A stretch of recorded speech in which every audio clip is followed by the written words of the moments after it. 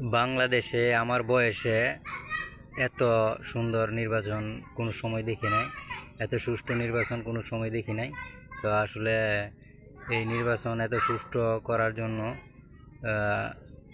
প্রধান উপদেষ্টা ডক্টর মোহাম্মদ ইউনূসকে ধন্যবাদ, এবং আপনার আইন উপদেষ্টা আসিফ নজরুলকে ধন্যবাদ, এবং স্বরাষ্ট্র উপদেষ্টাকেও ধন্যবাদ, এবং আপনার যেই সেনাপ্রধান ওয়াকারুজ্জামান তাকেও ধন্যবাদ। তো চলুন একটু নির্বাচনিক যেই কেন্দ্রে আছে, চলুন একটু কেন্দ্র থেকে ঘুরে আসি, কেন্দ্রের পরিস্থিতি আপনাদেরকে জানাই। আমি এই কেন্দ্রেই ভোট দিতে আসছিলাম। গেটটা পার হয়ে যখন ভিতরে গেছি আমাকে শোনাই দেওয়া হলো আপনার ভোট হয়ে গেছে। আমরা গিয়ে দেখি আমাদের ভোট দেওয়া। আপনাদের ভোট দেওয়া? আপনার কেন্দ্র কোনটা? ফজলুর রহমান। এইখানে আমার ভোট হয়ে গেছে, কারণ আমি আসছি ভোট দিতে, এখন বলছে যে আপনার ভোট তো হয়ে গেছে।